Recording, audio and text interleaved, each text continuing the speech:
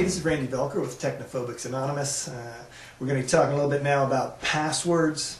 Passwords are security words that you're going to be putting in when you go to different websites that allow you to get in and nobody else.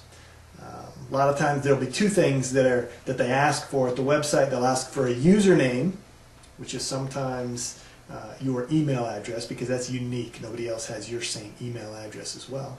And then they'll also ask you for a password, just to make sure that you are who you say you are.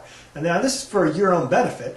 Other people are not going to be able to impersonate you and jump in there, for instance, and go to your bank account or to go to Amazon.com and order things using your credit card, or go to... so passwords are fairly important. A couple things we need to remember about passwords. You don't ever want to give your passwords to other people. Right? They are your unique password, and you want to make sure that nobody else finds out about them. So don't type them while other people are watching. Right? It's one of the main things. You just don't want people to know what your password is. If the computer asks you, do you want to save your password? So you don't have to remember it. The next time it'll be in the memory of the computer. If that's your own computer and you're the only one that uses that computer, then that's fine. Go ahead and allow the computer to save your password. It's going to save you time the next time. You know, it'll recognize that you're there. It'll recognize when you put in your username.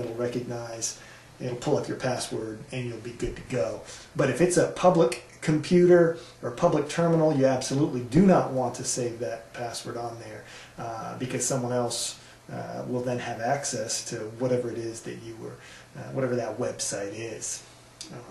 You want to also be careful with your passwords. You don't want to send it around on email. And we'll talk a little bit about email later on, but emails are analogous to a postcard. When you wouldn't put your password on a postcard and mail the postcard to somebody else. Hey, this is what my password to my bank account is. And email is very similar. Emails are readable by every single person in the chain. Now, so when you're using emails, you have to remember that it's like using a postcard, that other people can read that email if they wanted to. And so anything that's classified or it's just not secure. All right, so do not put your passwords on an email. If your password ever gets stolen, or somebody sees the password, or you have to give it to someone, then you can just go in there and change your password at whatever website it is. It's not a big deal. Now, you ought to have a password on your own computer as you're getting in, and you ought to have different levels of passwords. Most sites that you go to are just going to be sites that don't have your credit card information. They don't have your bank account information. They don't have your social security number.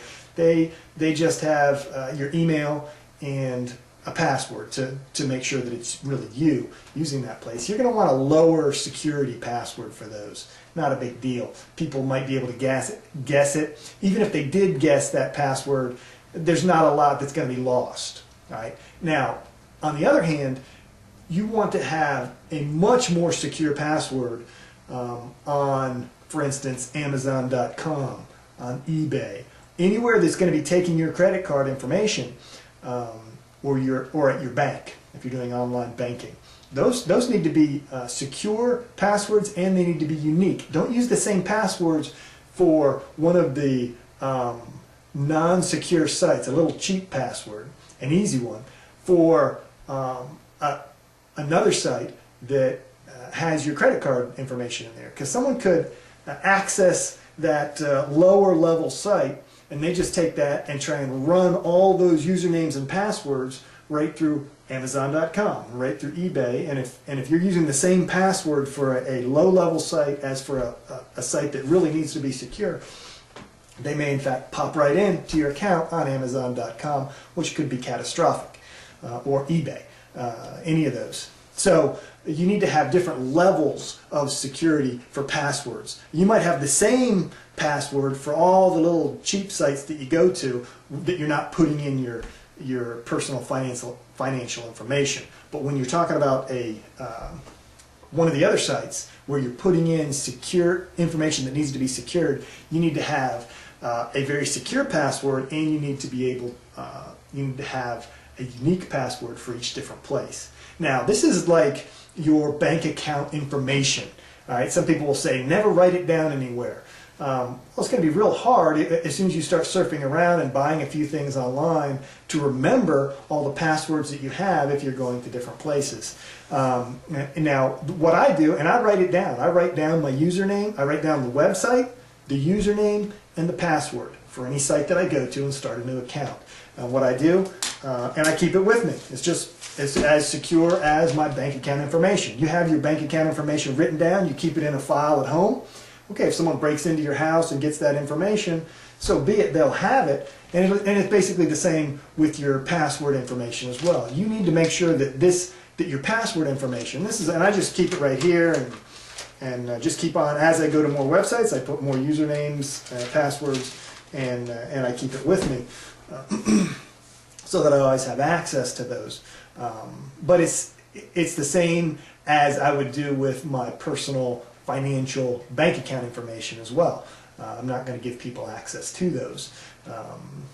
Now the high level security, what you want to do is you want to come up with a password that is not easily guessable. All right? This is for the more secure password. And what you need to do is you need to come up with a phrase in your mind that you like, whatever it is. Hopefully it's at least 8 words long. For instance, something like, when in the course of human events. It's an easily rememberable phrase. And what you'll do is you'll take the first letter of each one of those words, and that will form your password. So your password would be something like WITCOHE, when in the course of human events. Okay, so you're going to go at least 8 letters long, but it would be very difficult for somebody to try and guess that password. Now you know, and you'll be able to easily remember it in your mind. It'd be very hard for someone to try and guess that password. Now, if you write it down and somebody steals your passwords, you're going to have to go in and change those passwords. You're going to have to do that. But that's an easy way to get a fairly secure password simply by that is also easy to remember. Now the other thing you can do is you can do when in the course of human events, so WITCOHE, and then you can put a couple numbers on the end of that password as well. So when in the course of human events, 88. All right, so now that's making it even a little bit more secure. You have alphabet letters and you have numbers together. And so maybe what you want to do is you want to have whatever acronym for whatever saying that you can remember. Maybe it's Amazing Grace, how sweet the sound. Okay, or whatever it is that you will be able to remember for a secure password. You take the first letter of each one of those, and then at the different sites, maybe you'll have 777 at the end of it, or 778, 779, and just go on up from there. It'd be very difficult for someone to guess a password along those lines. That's the kind of password that could be used as a high security password, but at the same time it'd be very easy to remember for you. Remember, passwords are like, they say they're like underwear. Okay, you